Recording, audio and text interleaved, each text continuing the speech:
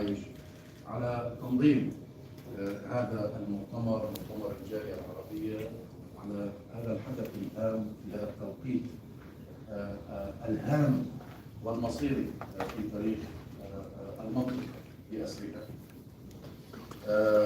وأيضا دعوة عدد هام من الأطباء ومن النشطاء الذين كانوا في الحبيبة غزة في الفترة السابقة وأخذوا على عاتقهم مسؤولية هائلة في توفير الخدمات الطبية لشعبنا في هذا الوقت الصعب، ولكن أيضا تحولوا إلى وعوضوا غياب الإعلام الدولي، تحولوا إلى صوت حقيقي ونقلوا الحقيقة كما تابعتم ممن سيتم تكريمهم اليوم، ومنهم أخيرا الدكتورة روز والدكتور لين وغيرهم الكثير بالعشرات.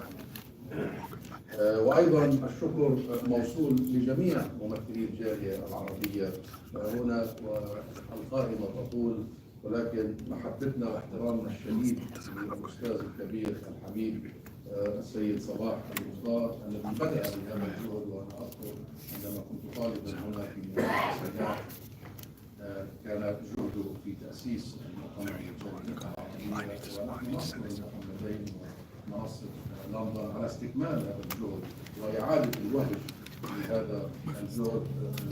لك كل الحب للعراق الحبيب، كل الحب، وأيضا لكل من يمثل هنا، وأعرف أن هناك ممثلين ورؤساء للجاليات العربية هنا، منها من الحبيبة مصر، ومنها من الحبيبة الأردن، ومنها أيضا من السودان، ومن ليبيا، ومن الصومال، ومن لبنان، ومن جميع اختيار العالم العربي.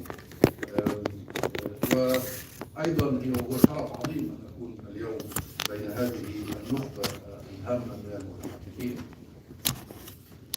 حقيقة هذا شرف عظيم بدءا بضيف مؤتمرنا اليوم الدكتور مصطفى الغربي.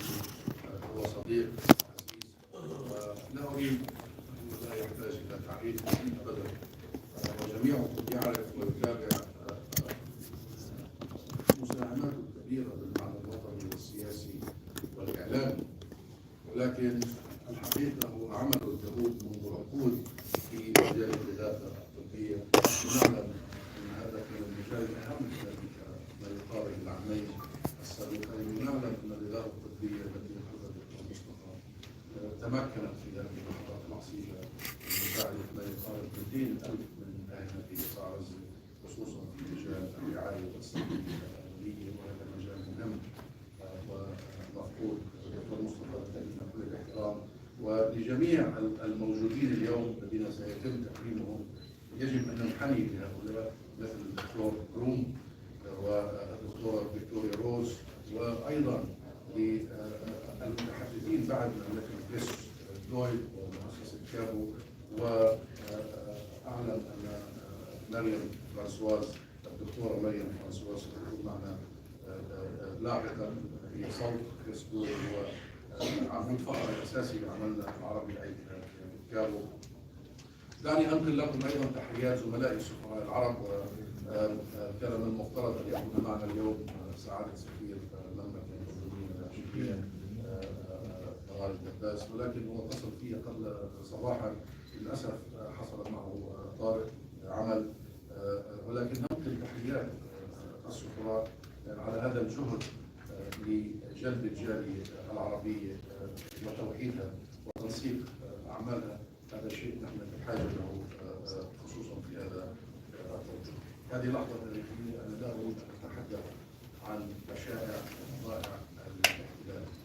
أنتم جميعا تعرفونه وتتابعونه بشكل يومي، أيضا جزء منكم كان موجود في غزة وشهد هذا، خصوصا الأطباء. ليست الآن مساحة للحديث عن هذا، هي المساحة الأساسية هو الحديث عن الجالية العربية وكيفية أن نستكمل المشوار الذي بدأناه منذ وقت طويل، وكيفية أن نساهم حقيقة في هذه الساحة المحورية والأساسية، الساحة الوطنية. أنا أقول لكم بكل أمانة أن اليوم العمل الذي تقدم الجاليات العربية ومسلمين بريطانيا قدموا مبادرات وتقدموا تغيير الخطاب وتقدموا تشكيلات في ميادين عديدة. اليوم نحن وصلنا إلى ذروة حقيقية. هناك تغير هائل في الرأي العام البريطاني. هذه الساحة مرشحة الآن بسبب أعمالهم وبسبب استدامة هذا العمل. هذه الساحة مرشحة الآن لأن تكون ساحة التغيير الأكبر. وأنا أؤكد لكم هنا بما أني خدمت سفيرا في واشنطن والولايات المتحدة وبعد هنا بريطانيا أن ساحة التغيير الأهم الآن هي بريطانيا. لأن بريطانيا التغيير فيها هو من الأسفل إلى الأعلى، هي القواعد وتغيير الرأي العام، تغيير الشعوب، وهذا التغيير مستدام. لأن بريطانيا لديها مسؤولية تاريخية. أين بدأت القضية الفلسطينية؟ أين بدأت مأساة الشعب الفلسطيني؟ هنا في بريطانيا يجب أن تنتهي. ولندن كانت هي عاصمة حملة مناهضة نظام الفصل العنصري في جنوب أفريقيا، كان المركز هنا. ونحن نشهد حملة مشابهة لذلك. الحملة التي تتمكنت من تحرير جنوب أفريقيا وتحرير نيلسون مانديلا اليوم تتشكل هنا في بريطانيا لتحرير فلسطين. وهذه ليست فقط حملة تضامن بل حملة تحرير. It's a liberation movement. ولهذا نحن نريد أن نستكمل هذا العمل، ولهذا هذا المؤتمر في غاية الأهمية. Allow me to, in respect to our friends here and the request of the organizers to switch to English and to welcome all of you here, our friends, the representatives of the Arab community, the brave doctors who are with us and just returned from Gaza. Of course, the organizers of today's event, Arab London platform. We need not to talk about genocide. We're here to contribute to stopping the genocide and to bring those war criminals to court. We're here to discuss what is the role of the Arab community in the UK in the long march to freedom and the liberation of not only Palestine. Palestine is indeed the core of the causes. It is. It unites the Arab people. It unites all people. But also there are causes. The region is in need of real support from us, be it in Palestine, be it in Syria, be it in Sudan, be it all of it. And today it is our call to make sure that that support comes to our communities, to all of our communities back in the region. And we have really a lot to discuss in the brief time we have. How do we do that? What is the role of the Arab community in the UK? What is it? And let me be rather punctual here and mention quick points. Number one, let's agree on the following. Israel would not have been able to do all what it has done. Mass murder, mass destruction, mass starvation, targeting children, starving, calling starved people, walking miles to the death trap, assassinating them, liquidating them, exterminating entire people. They would not have been able to do that over the years and decades since the Nakba until today without the tacit support of external forces. That's number one. And you have seen the last 22 months with all the horrific scenes, the official world still did absolutely nothing. Where is the Convention on Genocide, the Convention on the Prevention of Genocide, that was signed on the very year of the Nakba, 1940? That convention committed the world, every single country in the world is a signatory to that convention, to prevent genocide. And our people in Gaza have been in genocide for 22 months. No prevention. And sometimes all what they do is denying the genocide. So, number two assumption, Britain in that external support played a historic and crucial role in the Nakba of the Palestinian people and the region. From the Balfour Declaration onward. So this is a major arena where external support has been extended to Israel. Not just the Balfour Declaration, not just promising our land without consulting us, that colonial arrogance, turning us, the native population, the original people of Palestine, into non-Jewish minorities. Not just that, but throughout the British mandate, all the way to recent politics, Britain has been one of the biggest allies and supporters of Israel. Number three, the change is happening in the UK in the last years, not just the last 22 months. It's been accumulative. It's happening. It's real. It's inspiring. It's empowering. It's a movement. And the movement is not only large, but it's growing every day. It's unstoppable. It's irreversible. And I need not to give you examples. But to have witnessed in one day 1 million of the British people in the streets of London, that is historic. And then at the beginning, that was in November 2023, at the beginning everybody would say this is going to be for weeks and it will fade away. It's picking up. It's increasing. So this has become the largest and the longest solidarity and protest movement in the history of this country. It's because of you.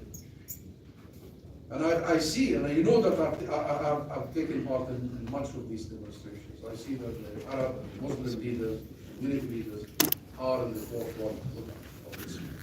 So change has happened. And that's because the change is bottom up, because the change is from the base. It's very sustainable, it's very real, it's very impactful. So we did see that change in the public opinion started to show its impact on the government here. Yes, not enough. Yes, the government was half committed, but it started to take some steps, including partial arms embargo, and we all call for full arms embargo, including sanctioning illegal settlers and illegal organizations that support settlements, including support to UNRWA and our refugees, including withdrawing the previous British intervention opposition to the ICC and declaring that they respect the independence of the International Criminal Court, and including the sanctioning of two fanatical ministers in the Israeli government. We always say these are important steps in the right direction, but we need to build on it. It's not just two ministers in that government that need to be sanctioned, the entire government needs to be sanctioned because these two ministers are implementing the policy of that entire government led by the Union. But why is the government is taking all these steps?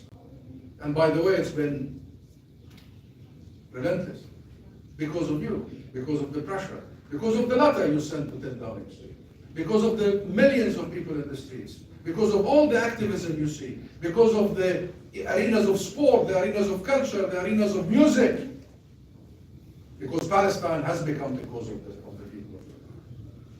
So this could not be more timely. Your efforts to bring our community together could not be more timely, my friends. But let me here be straightforward. If we agree that Britain is a strategic arena of engagement and change, and it is, where it started, it must end. If we change this country, we have changed the world. And if we change the world, the freedom will be much closer than what you think. You know what Nelson Mandela said?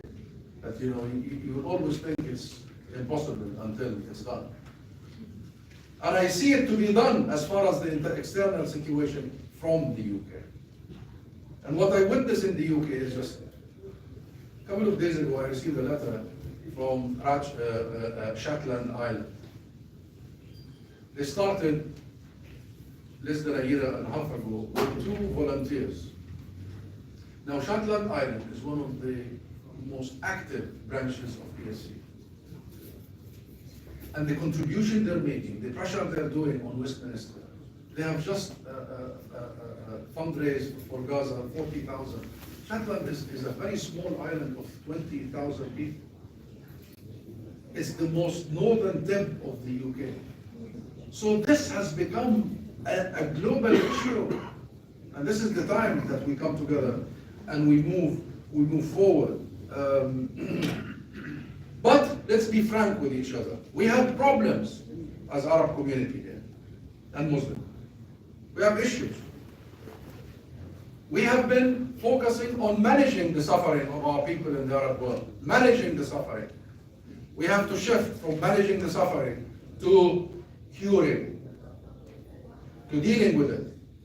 And what do I mean by managing the oppression? Because, number one, we are the biggest minority in the UK, right? By far. We have the numbers. There is no even comparison with any other minority. We have the numbers. Number two, we are the most professionals as the Arab community here, and the Muslim. Wherever I go, and I tell you, this is not just to make you feel good, this is a fact. Professors, doctors, lawyers, bankers, everywhere, inventors. Makes me so proud as a Palestinian and Arab ambassador to be anywhere, to be in a hospital, to be in a court, I haven't been in a court, by the way. Not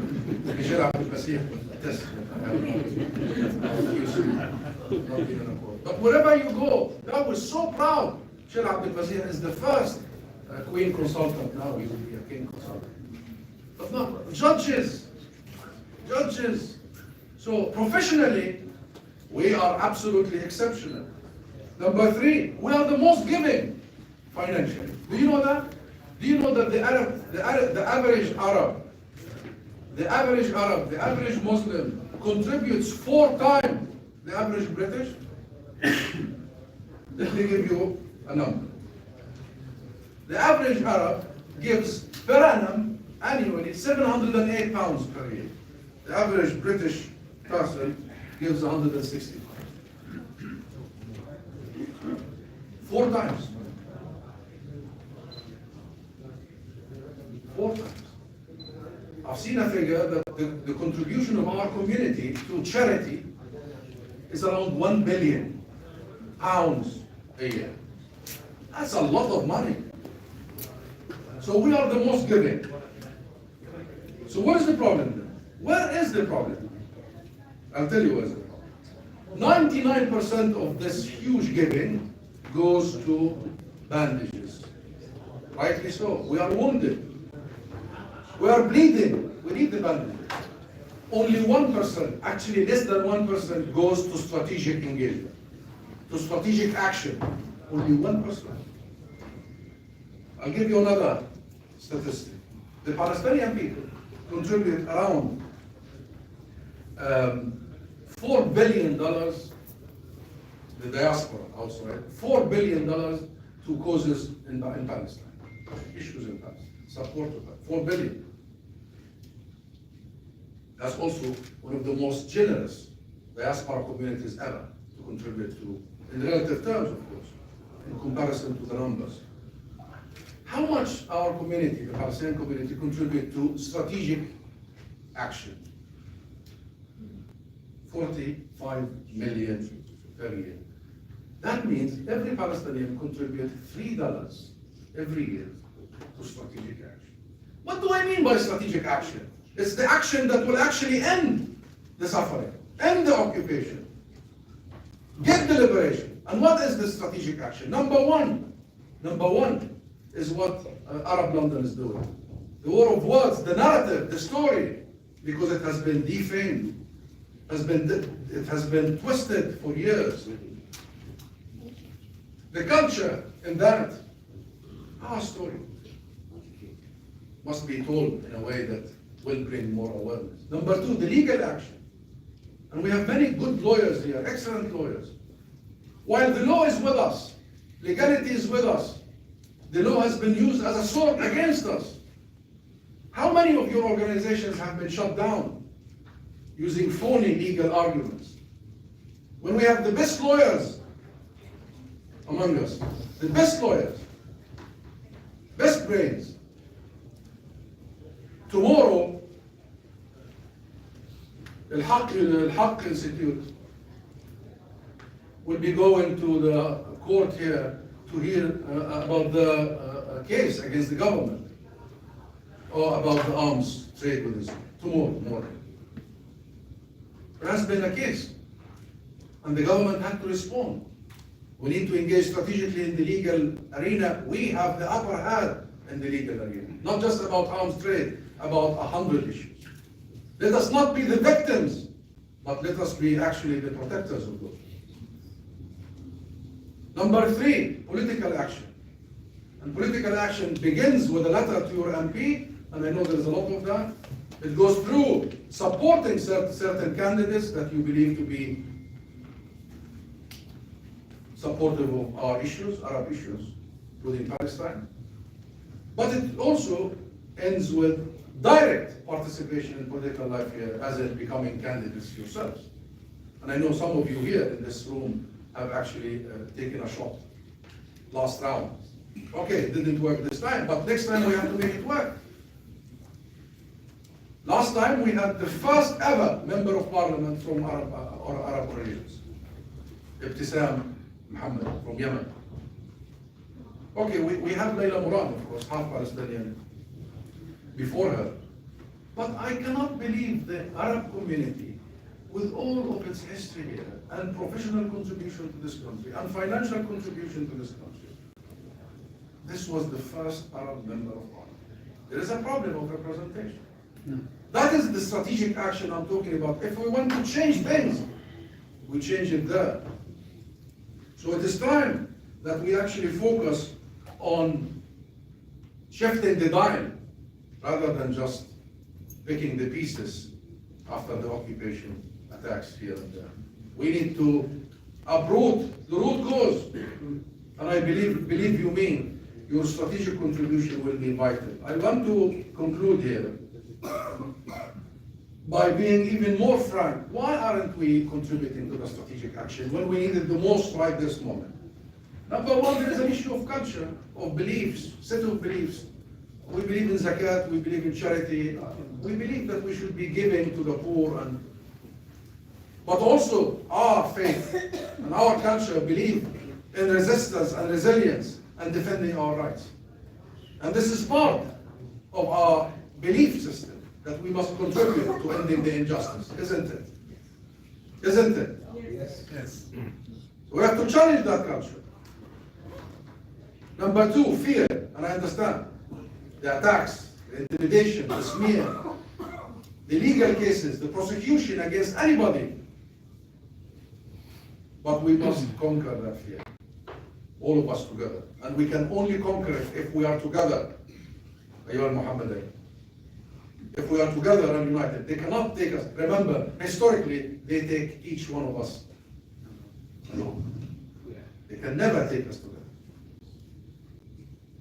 Number 3, the lack of sound strategic institutions, sound by, world-class, safe, renowned, respected, that our people can contribute. And I mean by institutions, strategic institutions. In the war of the narrative, in the legal sphere, in the political action sphere, the lobbies, we need to establish these institutions. The change here is not going to be done only either in the streets and demonstrations or by official diplomatic work. The change will be done by institutions that our people will trust and feel safe with. We have some, but we need to scale some of them up, and we need to build more. So there is a lack. And number 4 is leadership. And that's why I am here today, because I am looking at the leaders of the community. I am looking at the leaders of the community. And I know many of you, young and younger, have been at it for a long time. I see Dr. Agad al-Karmi, a prominent, beloved leader of our community. And I know from the time of the 90s, when I was a student here, I was 6 years old. I know the efforts she and her colleagues and many people before her and after her have been doing, but this is a time when things have to come together. Build on that. Don't build on the base that they have built and proceed. And I am certain that the moment the Arab community comes together, it has all what it takes. The moment we coordinate, the moment we build these institutions, the moment we trust each other. We are so proud that Palestine brings the Arab world together. But this isn't just about Palestine. about all of us. All of us.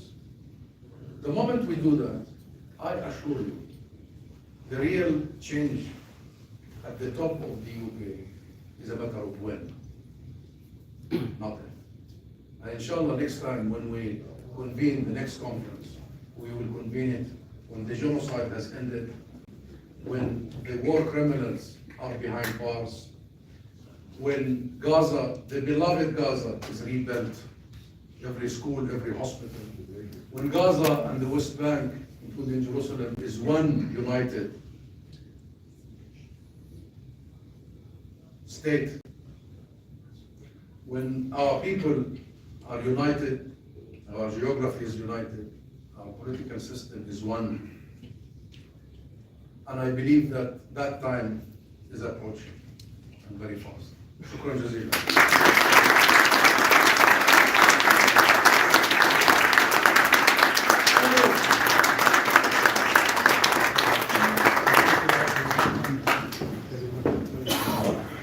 Thank you, Ambassador, forever making our dreams and goals undeniably achievable.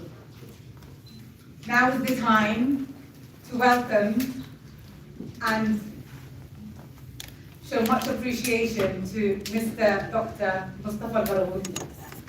We welcome a true pillar of the Palestinian national movement, a lifelong advocate for justice and one of the most eloquent and principled voices for Palestinian self-determination.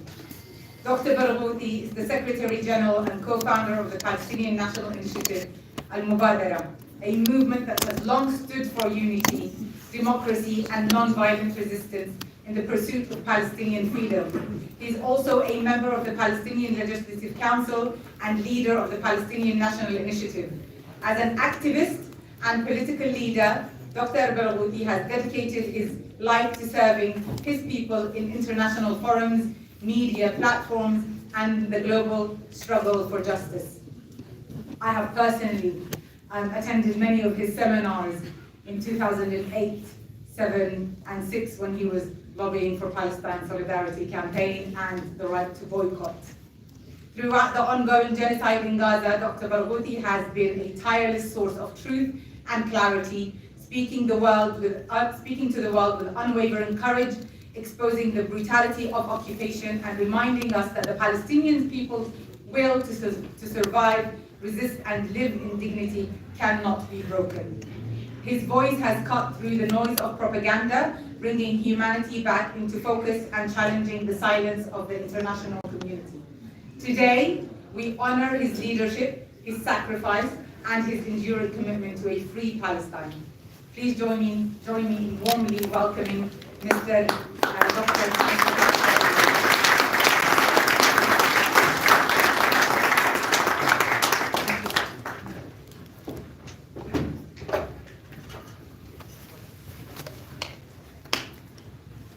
Assalamu alaikum wa rahmatullah. I will be shifting from Arabic to English and from English to Arabic as I was told. But I promise you I will not repeat anything in two languages. I want to start by thanking the Al-Jaliya Al-Arabiya for this wonderful invitation, for this great opportunity to be with you. I want to thank in particular Muhammad Amin, who has been after me to ensure that I will be here, and I'm glad that I managed to. It is really, we've been together in so many venues, and before we both became, we've been together in so many venues, and before we both became very well followed during these last 22 months. We've been doing that before, in so many venues like Socialist International and others. And I'm not surprised that we share a lot of opinions and a lot of stands without even coordination. And I think that's because both of us try to reflect the true feelings of the Palestinian people, what people feel. And I want to greet all those who have been helping Palestine and all those who have stood with our people, especially during the last days.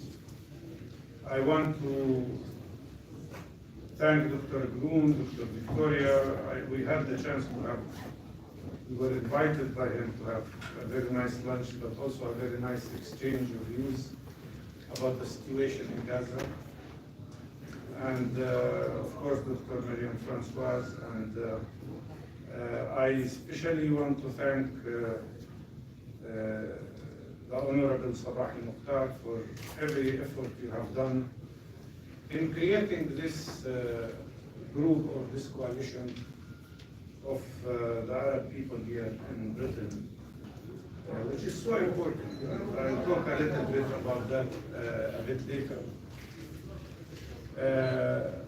Of course, I am very pleased to meet Ghad al-Karmi, with whom I worked together. You remember how we did the joint mission in Nazareth in 1993, and we were both shocked at that time about the information about Oslo Agreement, if you remember, and which I opposed, of course, and I continue to. And of course, I am very honored to see Michel Abdelmasih here with us, with whom I hope we'll have the chance to talk. But you're all most welcome. All of you are friends, all of you are familiar faces, all of you are people who have devoted their lives to the causes of our Arab nation, but also to the Palestinian cause, more than anything else. And if you allow me to shift a little bit to Arabic, I would say that we as Palestinians نعيش اليوم مرحلة دقيقة جدا، ربما تكون أكبر وأخطر معركة يخوضها الشعب الفلسطيني في تاريخه. أخطر بدون شك من نكبة عام 48 لهذه الدرجة، يعني حجم التحدي الوجودي. وبنيامين نتنياهو أكبر كذاب في العالم، هو أصلا يمكن ولد وهو يلد كان يكذب يعني. اقرأوا كتبه وستدركوا إلى أي درجة هذا الكذاب يعني موجود، وهو يقلب الحقائق دائما. ولذلك بدأ هذه الحرب بالادعاء أن إسرائيل في خطر وجودي، وهم ماهرون في قلب الحقائق وفي تصوير أنفسهم أنهم الضحية، في حين أنهم هم الذين يرتكبوا الجرائم على مدار الساعة. نحن نخوض معركة خطيرة لم يسبق لها مثيل في التاريخ المعاصر على الإطلاق، لأنه ما يتعرض له الشعب الفلسطيني ليس بسبب 7 أكتوبر. 7 أكتوبر كان رد فعل على ما نتعرض له، لكن بسبب المخطط الصهيوني الإجرامي الذي كشف حقيقة وجهه مرة أخرى. وأعرف أن بعضنا وقع في الوهم عندما ظن أن الحركة الصهيونية مستعدة لحل وسط مع الشعب الفلسطيني، لنكتشف جميعا خصوصا في بطون هذه الحرب أن الغبار الذي غطى جذر الحركة الصهيونية زال وانكشف مرة أخرى، واتضح أننا نواجه ليس فقط احتلال، وليس فقط نظام أبارتايد، وليس فقط محاولات تطهير عرقي، بل نواجه حجم استعمار استيطاني احتلالي كولونيالي يريد أن يقتلع وجود الشعب الفلسطيني.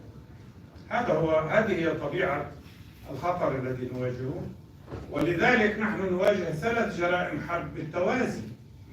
هذا لم يجري في أي مكان في العالم، أن يجري بالتوازي حرب الإبادة الجماعية والعقوبات الجماعية لحد تجويع شعب بكامله، والتطهير العرقي للشعب الفلسطيني. 60,000 شهيد حتى اللحظة، هذا غير الذين لا نعرفهم من هم تحت الأنقاض، منهم 20,000 طفل. بالله عليكم لو قتل 5,000 طفل في أي بلد آخر في العالم ماذا كانت ستكون ردة فعلكم؟ 20,000 طفل شهيد، وفي الواقع 50,000 طفل شهيد وجريح. الأرقام هائلة والواحدة تنافس الأخرى. أعلى نسبة إعاقة بين الأطفال الآن الذي يجري في قطاع غزة غير مسبوق على الإطلاق. 133,000 جريح. بالمناسبة لما يكون في 133,000 جريح عليكم أن تأخذوا في الاعتبار أن 30% منهم سيستشهدوا، مش بس لأنه جراحهم ثقيلة، بل أيضا لأنه لا توجد خدمات طبية بسبب الحصار الإسرائيلي لرعايتهم. وطبعا نحن نقدر الجراحين من أمثال دكتور بلوم والدكتورة فيكتوريا على ما يقومون به، ولكن الحجم الكارثة هائل. أحد الأرقام المذهلة أنه كل 17 دقيقة يستشهد أو يجرح طفل جديد في قطاع غزة. منذ دخلنا إلى هذه القاعة يعني على الأغلب هناك 4 أو 5 أطفال جدد استشهدوا أو جرحوا. والناس ليسوا مجرد أرقام. هذه نقطة مهمة جدا أن نتذكرها جميعا، أن البشر ليسوا مجرد أرقام، والفلسطينيين ليسوا مجرد أرقام. آلاء النجار ليست رقم. يعني هل يستطيع أحد منكم أن يتخيل مشاعر ذهبت للعمل للمستشفى لتنقذ أطفال الناس الآخرين، وهي طبيبة أطفال، ثم لا تسمع الخبر بأن بيتها قد قصف و9 من 10 أطفال استشهدوا ومعظمهم حرق حتى الموت؟ كيف تخيلوا شعورها وهي ترى جثث أطفالها محترقة، والوحيد الذي بقي مصاب بجروح خطيرة؟ قال لي الدكتور بلوم إنه كادوا أن يبتروا يده وبصعوبة أبقوها، وزوجها أيضا طبيب استشهاد. أنا حكيت مع أحد الفلسطينيين الأبطال إبراهيم أبو مهادي. إبراهيم أبو مهادي عنده 6 أبناء، 6 كانوا رايحين مش على عملية عسكرية، رايحين على مطبخ من المطابخ التي تعد الطعام للناس، وأصغرهم عمره 12 سنة، وأصر يروح مع إخوته عشان يساعدهم. كانوا في سيارة واحدة وقصفوهم واستشهدوا 6 مرة واحدة. أنا لما حكيت معه كنت عاجز عن الكلام، مش عارف شو بدي أقول له. بأب فقد 6 من أبنائه مرة واحدة. هو اللي صار يشجعني. هاي العظمة التي رأيناها في آلاء النجار، في إبراهيم أبو مهادي، وهؤلاء مجرد عينة صغيرة من آلاف الأسماء. الدكتور حسام نفسه يعني نموذج لذلك، بالحجم الناس اللي من عائلته أيضا استشهدوا في خلال هذه الحرب. كل يوم في عائلات تمسح من السجل المدني، كل يوم آلاف العائلات مسحت من السجل المدني. كيف يمكن القبول بذلك؟ كيف يمكن السكوت على ذلك؟ كل هاللي بتشدقوا وبيحكوا عن القانون الدولي، وأنا أكرر ذلك ولا أمل من تكراره، ما يمكن، كيف يمكن أن نحتمل إنه 10% من سكان قطاع غزة اليوم 10% إما جرحى أو شهداء، 4% شهداء. 10%، عارفين شو 10%؟ تخيلوا لو 10% من سكان بريطانيا صاروا الآن شهداء أو جرحى، أنتم بتحكوا عن 8 ملايين شخص على الأقل. لو حدث ذلك في الولايات المتحدة كان بنحكي عن 33 مليون بين قتيل وجريح. تعرفوا شو كان ممكن الولايات المتحدة تعمل لو قتل مليون مش 33 مليون؟ عدد الشهداء الفلسطينيين، هي أرقام مهمة تعرفوها، عدد الشهداء الفلسطينيين اللي استشهدوا في فلسطين خلال 22 شهر الماضية بنسبة وتناسب أكثر من عدد القتلى الأمريكيين في جميع الحروب الأمريكية منذ الاستقلال، بما في ذلك الحرب العالمية الأولى والثانية وحرب فيتنام وحرب كوريا واخر حرب عملوها بافغانستان. شيء مذهل. العراق نسيته. والعراق طبعا العراق قبل اي محل اخر.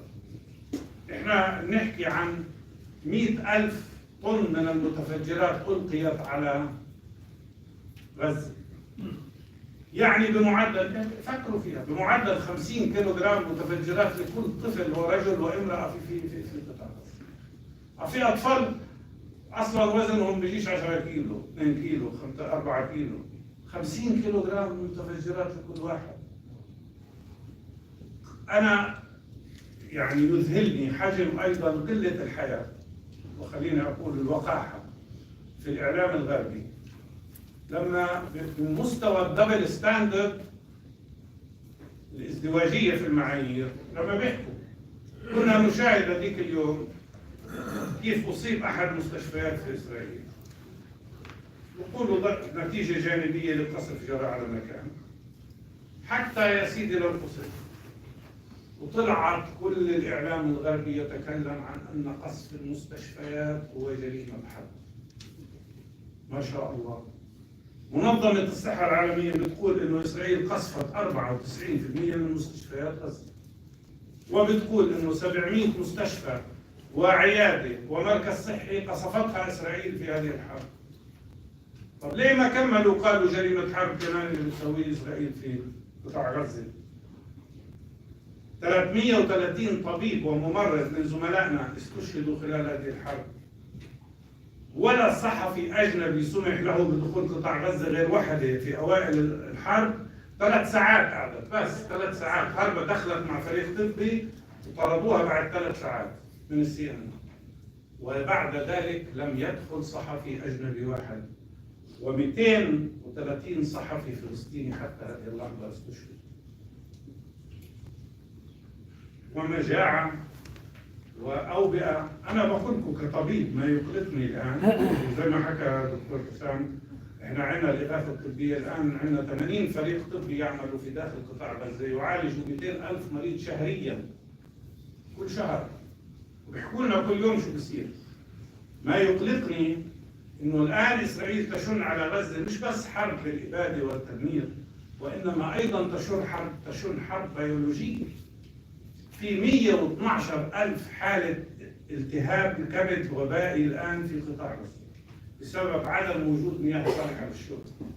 إسرائيل الآن لليوم 116 تمنع دخول المطاعيم لقطاع غزة، مما يعني خطر انتشار أوبئة مثل شلل الأطفال والديفتيريا والتيتانوس وطبعا الحصبة وغيرها.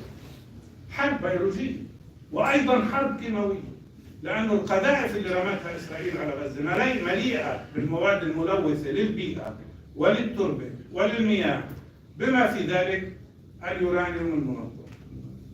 وهذا يفسر أصلا من القصف السابق في الحروب السابقة، يفسر عدد الإصابات بالسرطان في قطاع غزة. على كل حال أنا لا أريد أن أخذ وقت مؤتمركم وأعرف أهميته، سأختصر قدر ما أستطيع، ولكن لا أستطيع أن لا أذكر الأسرى والأسيرات الفلسطينيين.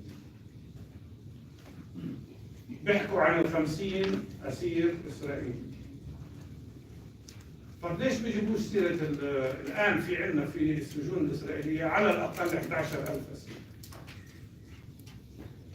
11,000 أسير، منهم 250 طفل، منهم 3650 شخص بدون اعتقالات إدارية، بمعنى ما في تهم موجهة لهم.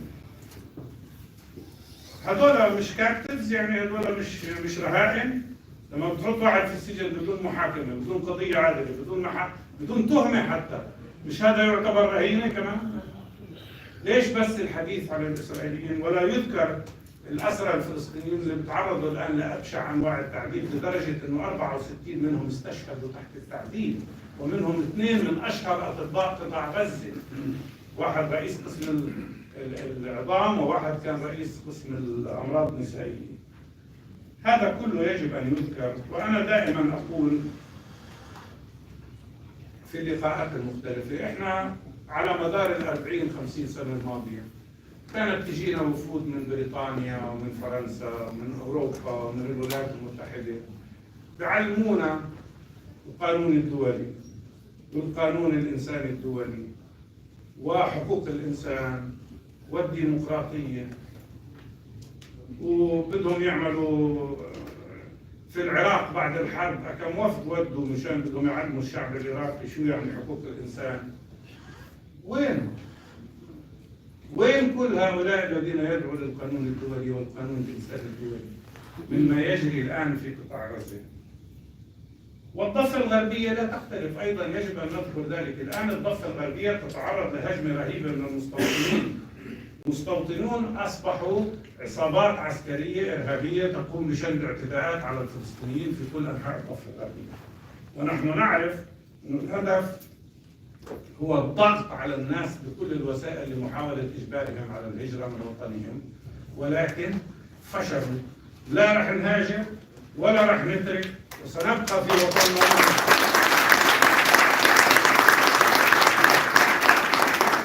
اليوم أنا بقول لكم ما في مهمة أمام الشعب الفلسطيني أكثر قدسية وأكثر وطنية وأكثر سياسية من مهمة البقاء في فلسطين. بقاء شعبنا في غزة، أن نفشل مؤامرة التطهير العرقي خطير، أن نفشل محاولات نتنياهو دفع كل أهل غزة بالدمار والقتل إلى الجنوب إلى معسكر اعتقال كبير، ومن ثم محاولة ترحيلهم إلى خارج قطاع غزة. بقاء الشعب الفلسطيني في غزة وبقاء الشعب الفلسطيني في الضفة الغربية والقدس والداخل الفلسطيني هو ما سينقذ القضية الفلسطينية وينقذ مستقبل شعبنا. وأنا بقول للإخوة العرب والمسلمين، ولن أخوض الآن في تحليل قوة أو ضعف ما يجري على مستوى الدول العربية والإسلامية 57. أنا بقول بس اليوم الوقوف إلى جانب فلسطين هو الاختبار لعروبة العرب والاختبار لإسلامية المسلمين والاختبار لإنسانية البشرية جمعاء.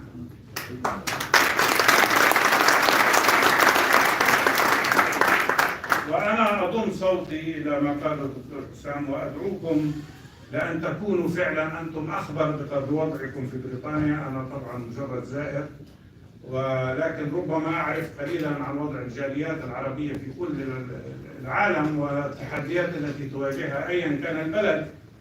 لذلك أنا آمل من أجل قضيتنا ومن أجل قضاياكم أن تكونوا أهم شيء قوة منظمة ومؤثرة في المجتمع البريطاني من خلال كل المكونات الموجودة، الأحزاب، البرلمانات، المجتمع المدني.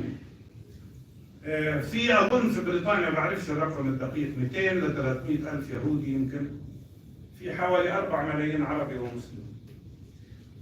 قوتهم أقوى من قوتنا لسبب واحد: تنظيم. قوة التنظيم. فقط بالتنظيم يمكن أن نغير الواقع. والتنظيم يعني العمل المنهجي، ويعني أيضا العمل الموحد، ويعني خلوا الخلافات الموجودة في بلدانكم وركزوا هنا على العمل المشترك والجماعي. يعني ممكن أن تبدأ خلافات قائمة، ولكن هذا يجب أن لا يمنعنا أن نعمل من أجل عمل موحد وتجاوز كل الانقسامات والخلافات، والمزج بين الدفاع عن مصالح الجاليات وأيضا التضامن مع قضايا شعوبنا العربية جميعها. وأهم شيء نأمل أن تشاركوا فيه هو توسيع حركة المقاطعة وفرض العقوبات على إسرائيل. الميليتري امبارجو الكامل، هم حكوا لي هون في الخارجية البريطانية ومبسوطين إنه في بعض الأسلحة مش بكفيش. بعض الأسلحة لازم، كل الأسلحة لازم وقفتها. وعلى فكرة في طائرات بريطانية كانت بتروح، ولذلك جيرمي كوربين قدم مشروع قرار للبرلمان للتحقيق في تورط الجيش البريطاني فيما يجري من أعمال عسكرية في قطاع غزة. كل هذا يجب أن يعالج. لا يكفي فرض عقوبات على وزيرين في الحكومة الإسرائيلية فاشيين، يجب فرض العقوبات على كل الحكومة. وأنا بأكد لكم أنه تصعيد هذه المقاطعة هي أهم شيء، ونحن في أخت سألتني اليوم في مقابلة هل المظاهرات اللي بتجري في بريطانيا بيسمعوا عنها الناس في فلسطين هل بتأثر فيهم؟ أنا بقول لكم مش بس بتأثر، أنتم لا تتصوروا حجم التأثير المعنوي الهائل اللي الناس لما بتشوفكم تطلعوا مظاهرات من أجل فلسطين كم تعطونا شجاعة وكم تعطونا جرأة وكم تعطونا ثقة بالنفس وثقة بالمستقبل. شيء خيالي لما نشوف كل هذه التظاهرات تجري في كل العالم. هذا يعطي الشعب الفلسطيني ما يحتاجه أكثر من أي شيء آخر، وهو الشعور بالأمل والثقة بالإنسانية.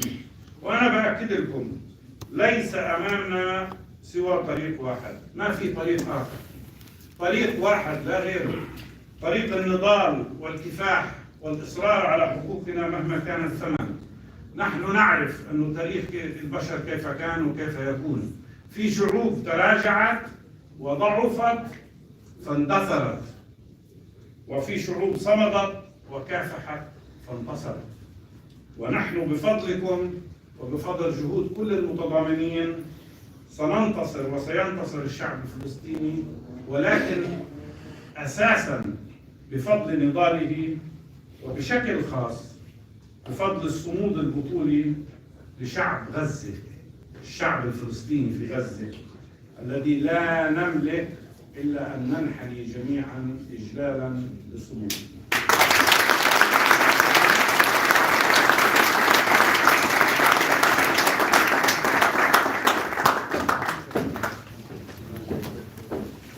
Thank you, Dr. Barghouti.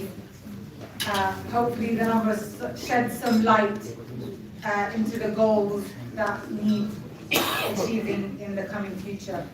In the next segment, we are going to watch in a small clip our next two speakers in a powerful example of solidarity. This video highlights the courageous efforts of British doctors who have volunteered their time, skill, and hearts to support medical missions in Gaza. Their actions remind us that humanity is not defined by nationality, but by conscience.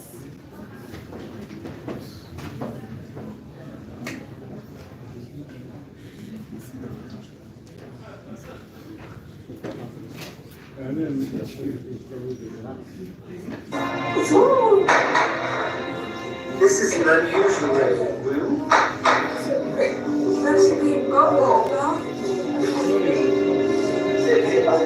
I'm not quite sure. Anyway, we'll get back to business and edit that bit down. And our special top reminders today was the 11-year-old boy who seemed much younger than his comprehension table. He is in truth bad enough, but the background I think is worse. So I'm still here at the Nazi complex. There's been a shooting at the aid distribution complex in Rafah. I'm in the emergency department. It's got to stop. It's just nuts. We've got to stop this now. We can't go on like this. I can't believe I'm watching Netanyahu and Trump, and I think they're talking about a completely different place. This is the final RMG. It is Tuesday the 3rd of June 2025, and we're now dressed up like Star Troopers. The plight of the people here in Gaza is truly abominable, and we've only contributed a drop in the ocean, but at least it's a drop. Goodbye to Gaza. Goodbye to Gaza. Thank you. So it's Tuesday, the 3rd of June, currently, and I'm at the Watch training centre in Dardasha, and this is possibly my last message from Gaza, which is very sad, really, because I'm a bit worried about everybody that we've left that needs further plastic surgery.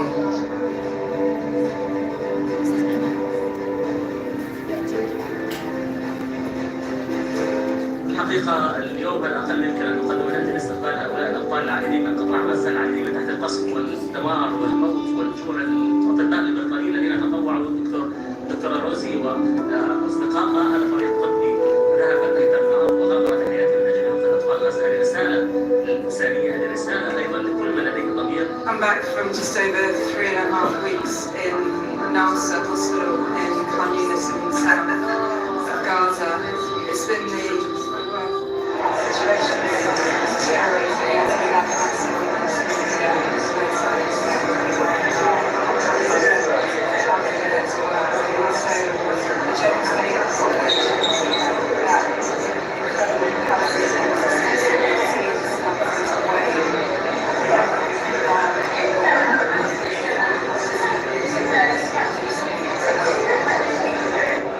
whatever it takes to stop this war now. There are other ways to sort this out. The situation is absolutely appalling.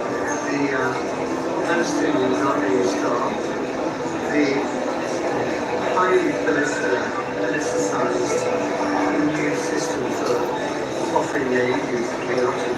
It's not providing aid, and it's causing the deaths of many. They deserve a break from this very tough year and a half.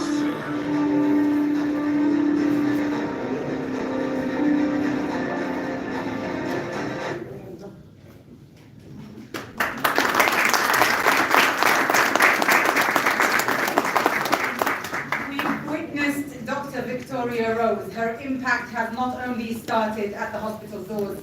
Dr. Rose has become a powerful voice in raising awareness of the genocide in Gaza.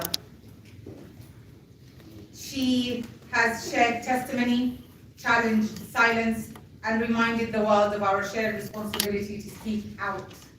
Her bravery on the ground and her advocacy beyond it represent the very essence of solidarity. I'm deeply honored to welcome a guest whose courage, compassion, and moral clarity have shone brightly in one of the darkest chapters of our time. Please join me in extending our deepest respect and very warm welcome to our guest. She has pre-recorded her message for us today, as she cannot be with us.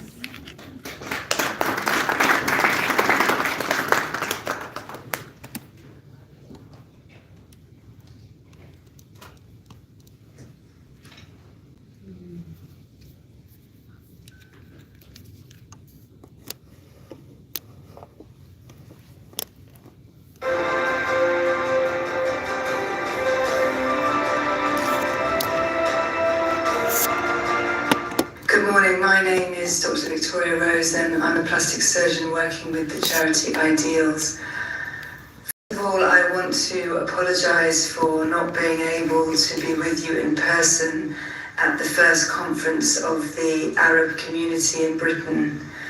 I really want to thank Ambassador Zumlot for not only inviting me but also for the amazing advocacy work that he does. I am very upset that I will not be able to meet up with Dr. Barghouti, whose work I have been following and is another great ambassador for Palestine.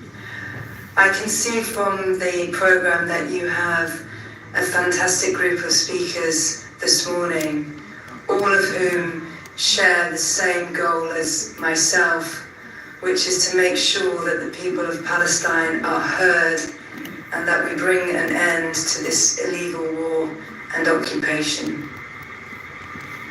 Thank you.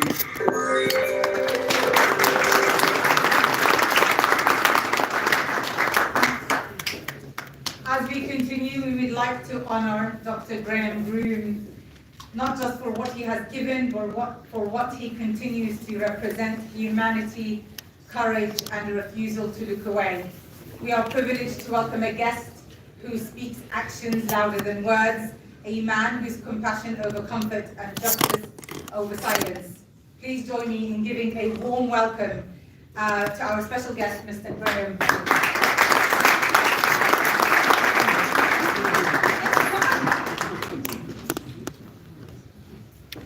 A few words on your experience. Thank you, sir. Thank you so much. I start with an apology. I think it's a major deficiency that I cannot speak to you in Arabic. And I was going to, my second apology is that I was going to apologize on Rosie's behalf, but she's been able to do that herself. But I do wish to offer my most sincere thanks for the invitation to come here and for the honor that has been bestowed upon us. I should just say very quickly that we began our work in Gaza in 2009, 16 years ago. At that stage, we were purely humanitarian. We had very ill-developed or no political thoughts or approach, but it is impossible to spend any length of time in Gaza without becoming aware of the grotesque injustices that exist there and in Palestine. And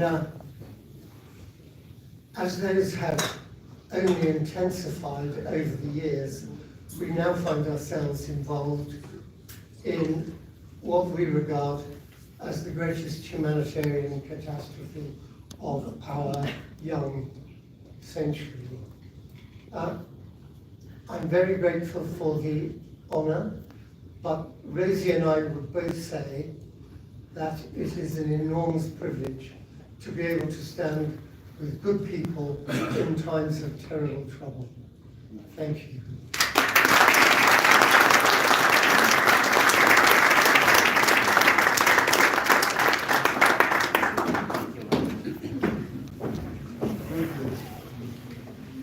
Our next speaker is Director of Arab-British Understanding, widely known as TABU. For over 2 decades, Mr. Doyle has been leading a voice in British-Arab dialogue. His work has been instrumental in building understanding between communities, and he continues to speak out courageously for Palestinians' rights and dignity. Please welcome to the stage Mr. Chris Doyle.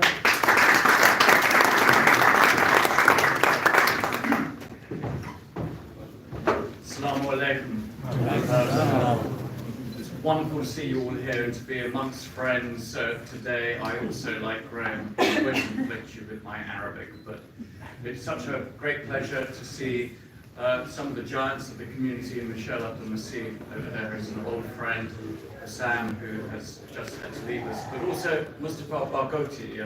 I remember probably about almost 20 years ago that we did a speaking tour, in the UK, and you came, and you still speak with that enormous moral clarity and passion that is to your credit. You made such a difference, but I wished it wasn't against the backdrop of genocide and the ongoing regime of apartheid, of course, which we think about now. And for those like Graham and Rosie and other doctors who've been out, have the most enormous respect for all that you've done and continue to do, as indeed those within Gaza who struggle every day just to survive. But really the point of talking today is less on Palestine, which you've heard about in such graphic detail from Sam, of course, no doubt others. But I remember also in the 1990s going to an Arab community conference. I think there were a series of 3. And let's do a stock take where we reached to, because it does matter. The British Arab community does make a difference now. And I think we see this in a number of ways. We have two British MPs of Arab ancestry. In Layla Moran, of course, is part Palestinian. And Abdeslam Mohammed in Sheffield, recently elected, well, a year ago, almost to the day, as a Labour MP from Yemen. And that is something that we only really dreamed about. We contemplated back in the 1990s and questioned why British Arabs had yet to make it into Westminster. At the time, there hadn't been a member of the House of Lords. We have now one. So there are signs. We saw more British Arab candidates at the last general election. Of course, Liane Mohammed, as you all know, very, very nearly beat Wes Streeting, the Health Secretary. So there is lots of positives in and amongst, of course, the dark and very grim picture in the Middle East, where we do see the younger generation coming through into really major positions. And I can also point to the media. We have the editor of the Financial Times, the ever wonderful Runa Khalaf. And the Financial Times, I think also, if you read their opinion columns of the last few weeks, has been standout, in my view, in terms of their analysis of the region. but we do need to do more. And I speak today as somebody who is at least married into the Arab community. My wife is Syrian and my children are Syrian. I have a vested interest, I've had to declare this. I think that we have an opportunity now to really step forward, to nurture those young British Arab talents from all communities, to come through, to take up roles in British public life, whether it be local elections, councillors, maybe within the political parties. And at a time when actually we have a lot of public support on issues like Palestine. Let's not forget that. The polling shows that consistently.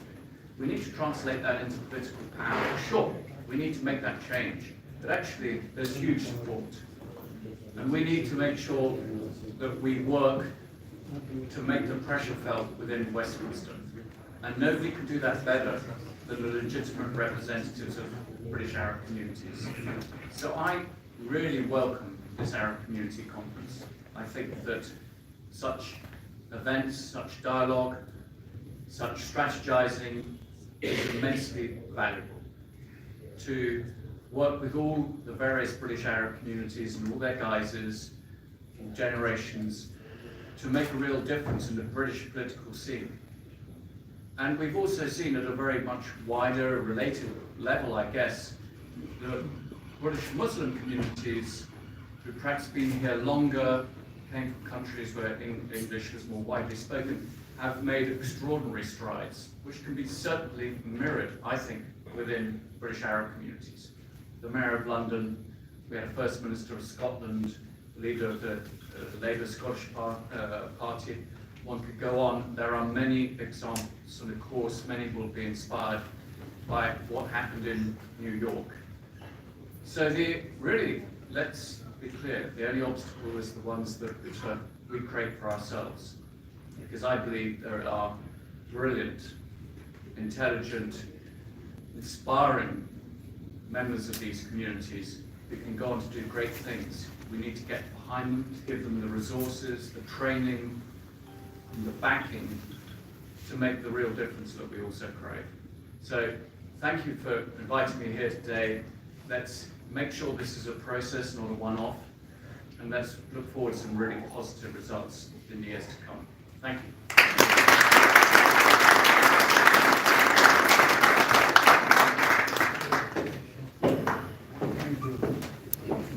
Right. Our next speaker is a distinguished voice for justice and one of the most respected figures in the Palestinian diaspora. Not only is she an academic and advocate, but an author whose writing deeply shaped my own understanding of Palestine from a young age as a British Palestinian. Through her writing, she has powerfully highlighted the Palestinian experience and the right to return, challenged dominant narratives to bring the truth of Palestine to global audiences. And we are deeply honored to welcome Dr. Ghada Karmi to the stage.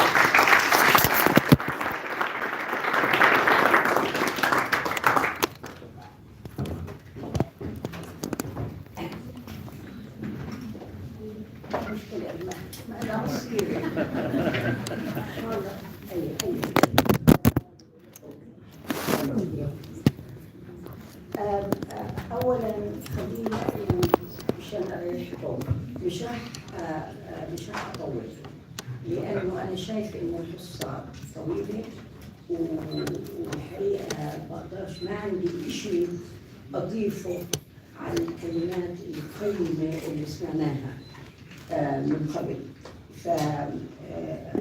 فاحييكم واحيي منظمين هذا المؤتمر الممتاز المهم جدا، وبشكل خاص طبعا بدي احيي سعادة السفير لو كان موجود، بس الصديق العزيز والمناضل العظيم للقضية الفلسطينية الدكتور مصطفى البرغوثي، وايضا الشخصيات الاخرى منهم الشيخ عبد المسيح والاخرين اللي من الاعزاء واللي ناضلوا واللي اهتموا في القضية الفلسطينية.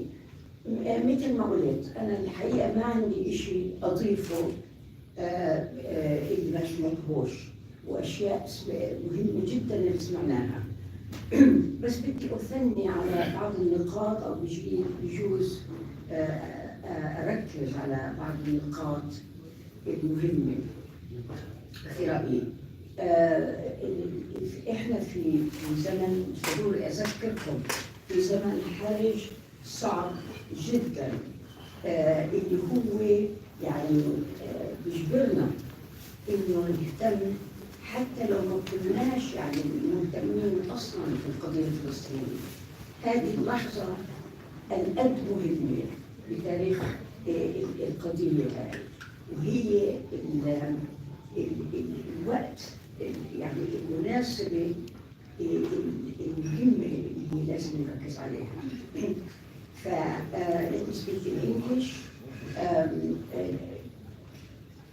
Thanks to everybody and thanks to the organizers for this very important conference. I want to say that the issues among the Arab community are many and they're very important. However, because of external events, we are now focused on the issue of Palestine. So although the Arabs in general have all sorts of important priorities that they should be attending to, and they should have attended for all the years that I have lived in this country, far too many, I can tell you, where a lack of unity, a lack of identity, not even understanding who Arabs are, what is their role in Western society, how well do they understand the governing structures of the countries in which they live. These were always very important, but now more than ever, it's crucial to try to understand all these things. So, very briefly, the first thing I would say is that October 7th revealed many, many things, but one of the most important it revealed, and this is of special importance to the Arab community, is the nature of the Western ruling imperial order, which is alive and well today. That's what October 7th really revealed, that the Palestinians are fighting against not just Israel and not just dispossession and ethnic cleansing. They are fighting a Western political order which is set up against them. And we need to understand that clearly. It's set up against them and it's set up against the Arabs in general. So that's defining the enemy is very important. Number two, there are issues inherent in Arab society which aren't helping, which will not help, and they have to be attended to. And that is disunity, the tendency to fracture, to be divided, to not focus on what is the main issue at hand. That has been something that has held back the Arab community for as long as I can remember. And it's also a feature of the Palestinian people within that community. Thirdly, one of the things that October 7th also revealed was the extent of Israel's impunity. The fact that it is allowed to do what it has done and continues to do. We need to actually face up to that. So in fighting against the injustice towards the Palestinians, we need to know that what we're fighting is a system which permits Israel to behave in the way that it does. We need to be very, very clear about that.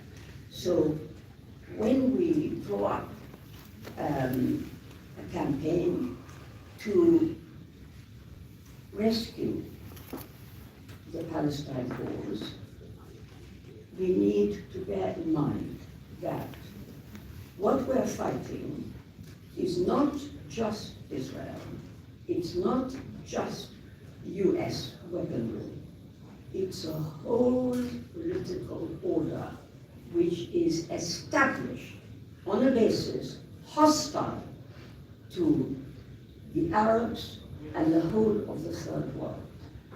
It's a very great tragedy that too often this has not been taken account of. And unless we do that, and we understand exactly where we're living, we will not succeed. And my final point is that I do not underestimate the difficulty facing the Arab community at this time.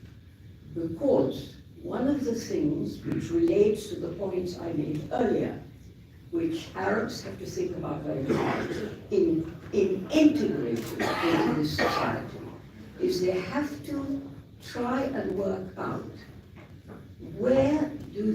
how do they actually bring together two different priorities. One, to retain their sense of their original culture, and the other, how far to integrate into a society which, with the greatest of respect that I have for the solidarity movement, I do not underestimate that, but the fact is that the political order in this country is not friendly to the Palestinians. So how do you bring together the necessity of not losing sight of who you are, where you come from, and your culture, and your original civilization, and your sense of self? How do you bring that together with trying to integrate yourself and your children into a society which is governed by hostile notions towards the Arabs?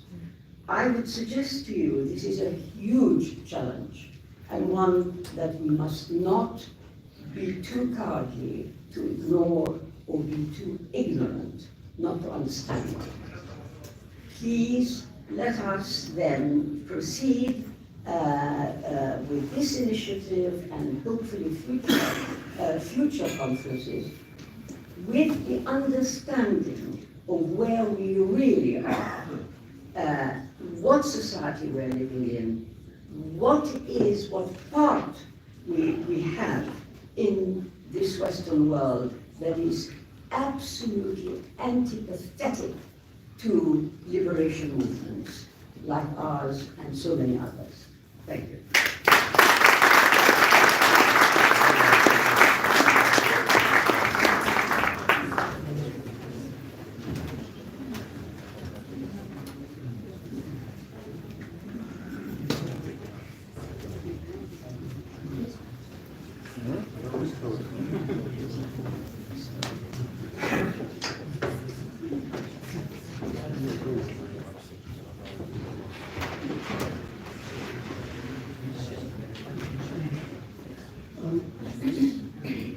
Yeah.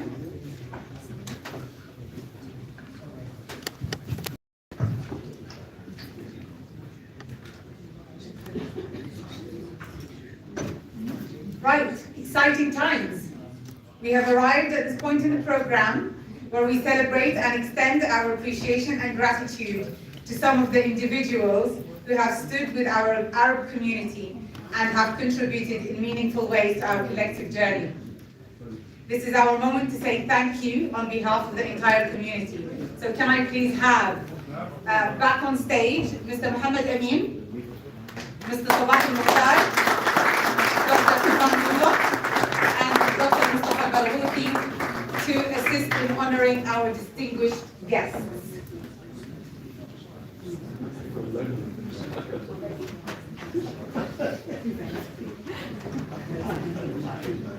Right,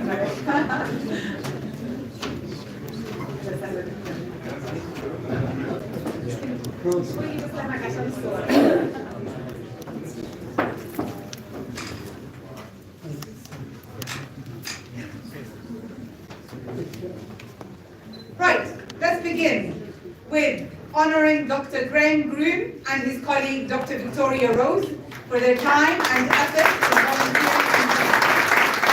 Dr. Graham will be picking up Dr. Rose's award on her behalf as she's privileged to be with us today.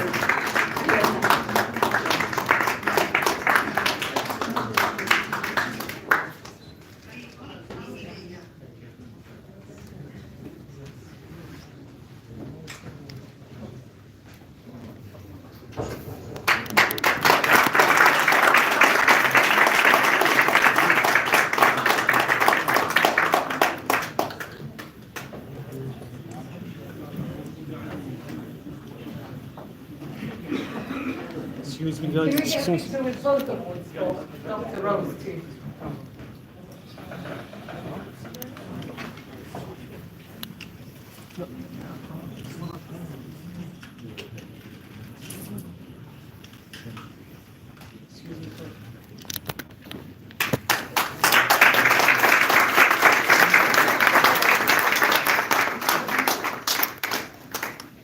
Next, Dr. Miriam Francois is a respected journalist, academic and filmmaker whose work has consistently challenged dominant narratives and brought to light the realities often overlooked in mainstream media.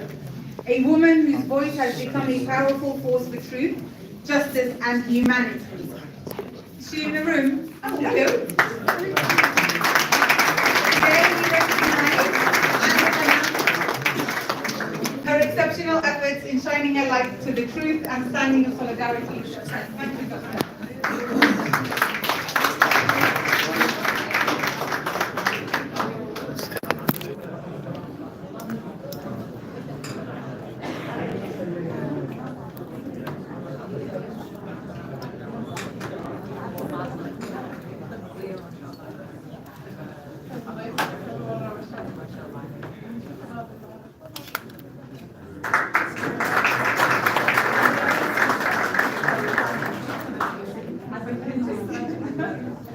Can I just say the award is very much for the people who are on the front line giving their lives for liberation.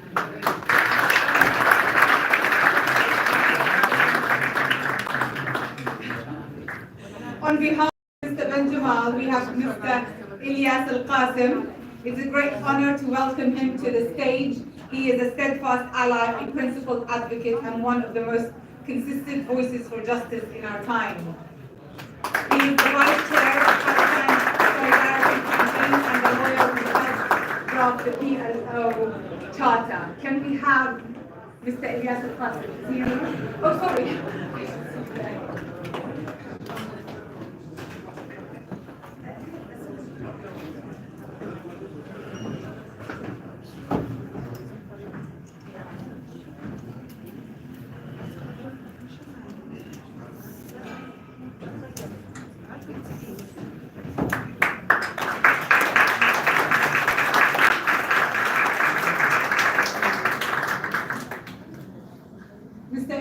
Mr. Ilyas Al-Qasim has asked for a minute to say a few words.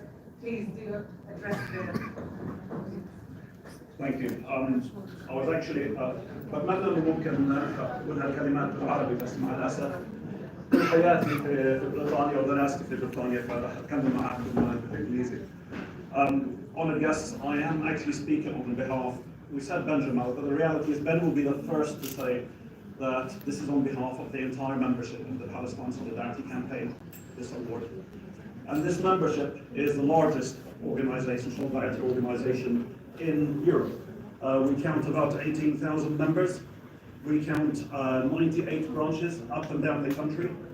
And we count over 250,000 people who are currently on our supporters list who will come out active in support of Palestine when we call them to. And those members are largely British. They are largely British, although there is an increasing Palestinian number in there. They're largely British. So they've come to the movement not through birth, but they have come to the movement through conscience.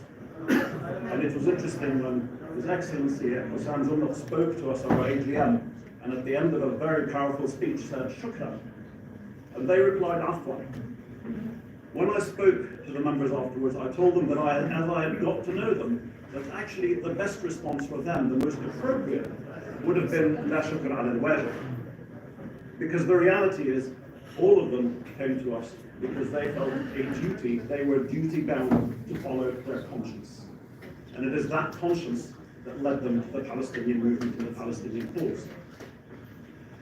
And if I may, the movement is under attack right now. We are currently seeing that the government is becoming increasingly suppressing the right of free speech. The government is increasingly trying to delegitimize the boycott, divestment and sanctions movement, and it is trying to criminalize protest. All of those are very aggressive actions by the government to what is a peaceful movement for the support of Palestine. But the response of our members, our largely British members, has not been to take this lying down. Nearly every day, up and down the UK, you will find either protest or demonstration or a gathering of signatories or meetings with members of parliament, actions in order to try and achieve the liberation of Palestine. And if I may pull three specifics to that. One is, Dr. Hassan mentioned earlier, the mobilization. 30 national marches across in London since October, mobilizing well in excess of 1 million people, making it the largest continuous protest movement in entire British political history. The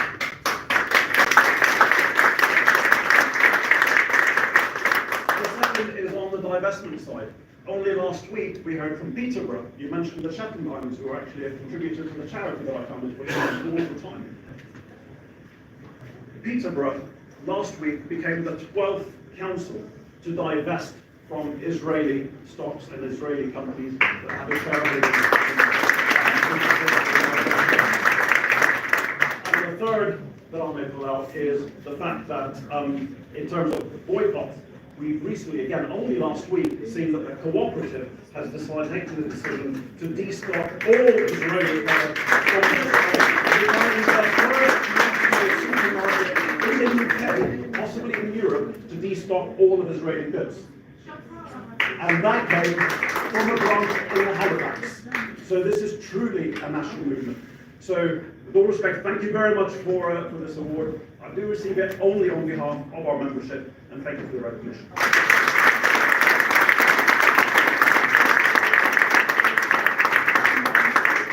Next to the stage, can we have Dr. Amin Al-Habaib? He has been appointed as a Professor of Intelligent Engineering Systems within the Product Design Team at Nottingham Trent University since August 2024. He is currently Director of Product Innovations Center at the same university. His research and teaching activities focus on several multidisciplinary topics. It's our utmost pleasure to celebrate you and have you on the stage with us. Always seek to honor guests who are distinguished.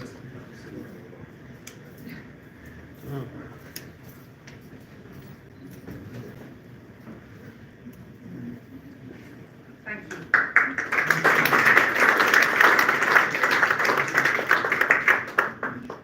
Can we next have Mr. Jalal Shaheen?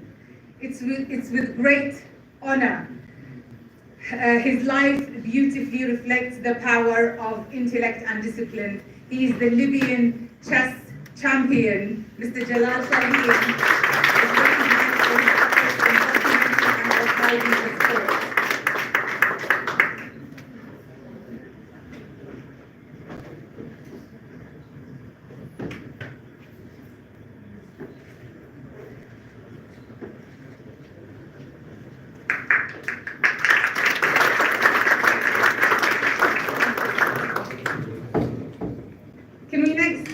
Mr. Ayub Arimi.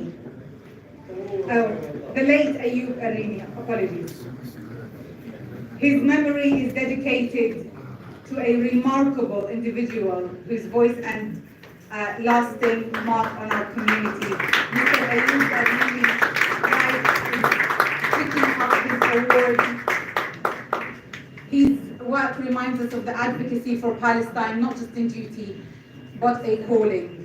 He has answered this call until his final days. He has passed away in February 2025, but his legacy lives on through his writing, his courage, and his perspective, and across our community.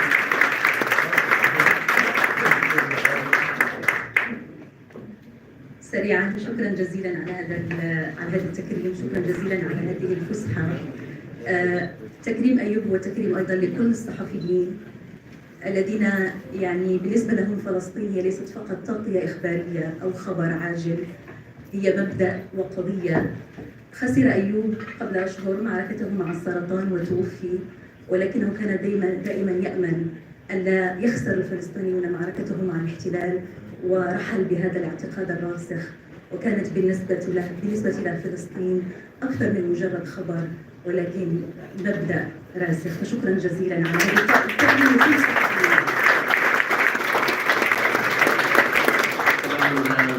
الراحل الكبير الصحفي والزميل أيوب الريمي وهو على سرير الشفاء ونحن نزوره، وكان في اللحظات الأخيرة وكان يكتب عن فلسطين، وكان كلما أذهب أسأله كيف أنت؟ يقول لي كيف فلسطين؟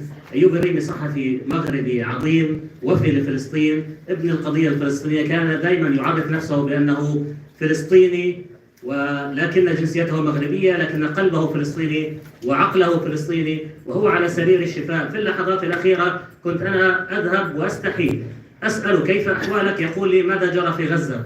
هل وقفت الحرب؟ ماذا حصل؟ أيوب الريمي مثال لكل عربي قلبه فلسطيني. أيوب الريمي ذكراه حاضرة في قلب كل صحفي، في قلب كل زميل، في قلب كل فلسطيني، في قلب كل محب للعدالة والحرية في العالم، في قلب كل من يعرف قيمة هؤلاء الراحلين الكبار. رحم الله أيوب، وذكراه حاضرة وستبقى وخالدة في ذكرى في قلوبنا جميعا وفي قلب كل فلسطيني العالم.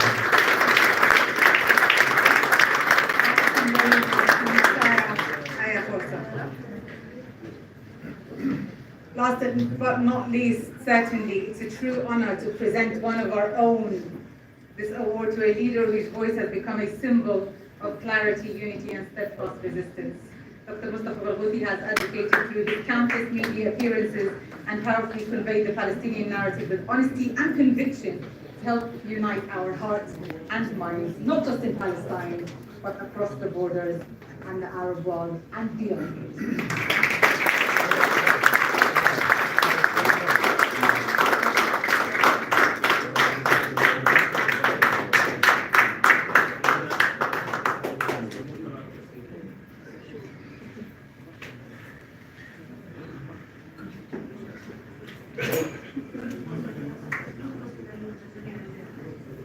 Can we have all the guests to the stage, please, for a group picture? Everybody who has been awarded, can you please come up with your fancy awards? Come on.